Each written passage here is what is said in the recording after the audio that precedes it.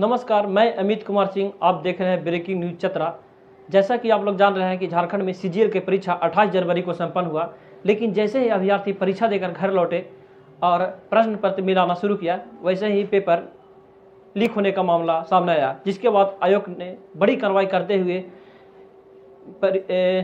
तृतीय पाली की परीक्षा को रद्द कर दिया है। आइए इसी मामले को लेकर हम सक्सेस मिरर कोचिंग पहुंचे हैं और जानते हैं सक्सेस मिरर के वरिष्ठ शिक्षक नागेंद्र सर से कि परीक्षा मामले में क्या हुआ और ये परीक्षा पेपर लीक कर गया, क्या कहेंगे? बिल्कुल, कल 28 जनवरी को झारखंड सीजीएल का एग्ज़ाम लिया गया और एग्ज़ाम में लाखों अभ्यर्थी शामिल हुए और एग्ज़ाम टलते टलते काफ़ी दिन हुआ और फाइनली सरकार इसका एग्ज़ाम कराने का निर्णय ली। लेकिन कल ही मतलब एक चर्चा बना हुआ था लोगों के बीच में और ऐसी चर्चाएं चल रही थी कि एग्जामिनेशन सेंटर पर पहले से ही क्वेश्चन आउट था और बच्चे जो थे ना उसी को पढ़ रहे थे और जब और भी जो कैंडिडेट एग्ज़ाम देने निकले गए तो वही क्वेश्चन था जो लोग बाहर में प्रैक्टिस कर रहे थे। तो सरकार ने भी इस पर एक्शन लिया और पेपर 3 की परीक्षा इसमें कैंसिल कर दी कि इसकी परीक्षा फिर से आयोजित कराई जाएगी और इसका जो डेट है वो फिर से बताया जाएगा छात्रों को। लेकिन जैसी चर्चा चल रही है और जैसी संभावना बनी कि एक 3rd पेपर का ही क्वेश्चन आउट नहीं था बल्कि अन्य पेपर के भी क्वेश्चन आउट बताए जा रहे थे, वायरल हो चुका था क्वेश्चन पेपर। तो अब गवर्नमेंट को इसमें ध्यान देना चाहिए कि कोई एक केंद्रीय एजेंसी से इसकी जांच कराकर कौन लोग इसमें लिप्त हैं, चूँकि काफ़ी छात्र इसमें सम्मिलित थे और बहुत दिन से उनकी आशा थी। सरकार बनने के बाद एक बड़ी वैकेंसी थी जनरल की, तो इसमें सरकार से को इसका जांच कराना चाहिए और जो भी इसमें लोग हैं उनको उस पर दोषी जो लोग हैं उन पर इसकी कार्रवाई करनी चाहिए। सर,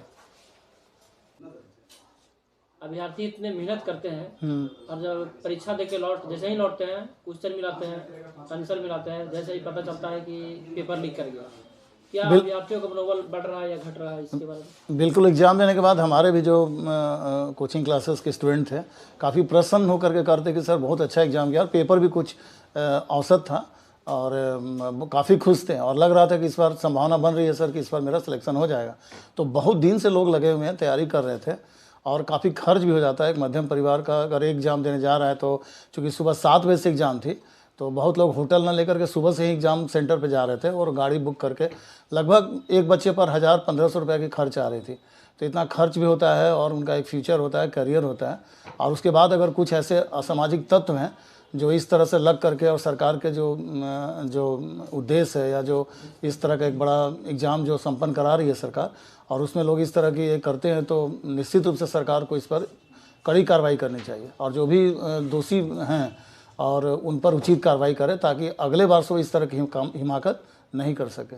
कई अभ्यर्थियों का कहना है कि सारा पेपर लीक है, लेकिन आयोग द्वारा एक ही पेपर रद्द किया गया, क्या नहीं? जैसी चर्चा बन रही थी ना, जो लोग जैसा बता रहे थे कि पूरी क्वेश्चन ही पहले से वायरल था, लेकिन अब ये तो ऐसे नहीं कहा जा सकता। इस पर तो इसकी जांच का विषय है और अगर यदि ये संभावना पूरी तरह से बनेगी कि अगर पेपर 3rd का क्वेश्चन पेपर वायरल था तो अन्य पेपर भी वायरल हो गए होंगे, है ना? तो इसमें क्या है कि सरकार को पूरा एग्ज़ाम को मतलब कि कैंसिल करके और फिर से एकदम पारदर्शिता के साथ एक अच्छे तरीके से इसका आयोजन करना चाहिए एग्ज़ाम का। झारखंड सरकार के द्वारा जो पेपर लीक मामला है कड़े कानून बनाया गया है, 10 साल की सजा का भी प्रावधान है, क्या बिल्कुल, इसीलिए यह कानून बनाया गया था कि अगर कोई भी इसमें दोषी पाया जाए तो 10 वर्ष की सज़ा दी जाएगी। लेकिन फिर भी ऐसा होता है तो निश्चित रूप से सरकार को अपना जो उनका उद्देश्य था या जो उन्होंने नियम बनाए थे तो उस पर उनको अमल करना चाहिए, तभी सरकार के प्रति लोगों का विश्वास बनेगा। जिस तरह से 28 जनवरी को आयोजित होने वाली परीक्षा का प्रश्न पत्र लीक हो गया, आने वाला 4 फरवरी को भी सीजीएल की परीक्षा है, बिल्कुल, तो सरकार को क्या कदम उठाना चाहिए इस पर?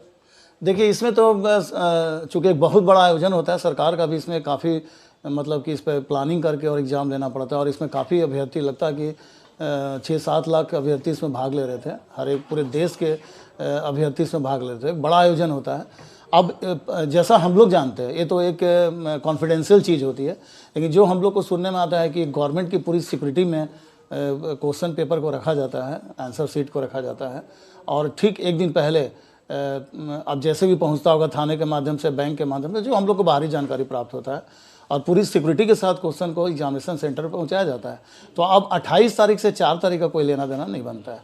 जिनकी परीक्षा 28 को, ठीक है, क्वेश्चन पेपर वायरल हो गई, तो सरकार ने भी इस पर बहुत अच्छा एक्शन लिया है, और अन्य राज्यों में तो इस पर एक्शन भी नहीं लिया जाता है। लेकिन झारखंड का यह कदम सरकार का काफ़ी स्वागत योग्य है कि जैसे उनको पता चलता है एग्ज़ाम को रद्द कर देती है, ठीक है ना, इसकी सूचना दे देती है।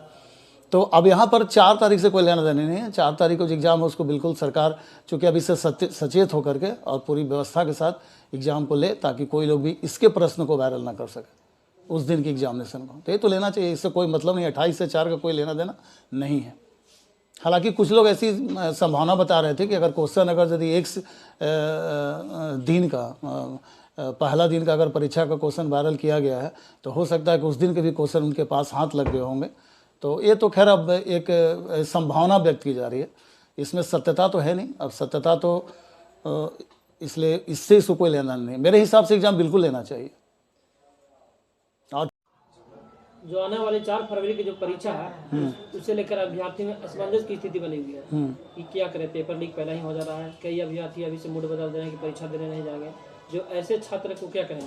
देखिए सर, 28 की घटना को ध्यान में रख करके 4 तारीख का जो पेपर देने वाले अभ्यर्थी हैं, 4 को जिनकी एग्जाम है, इस पर ध्यान न दें। पूरी तन्मयता के साथ और पूरे समर्पण के साथ तैयारी करके हो जाए। परीक्षा होगी, जब तक सरकार इसकी सूचना नहीं देती है कि 4 का भी हम परीक्षा नहीं ले पा रहे हैं, तभी इसमें कुछ और नहीं ढिलाई बरतें।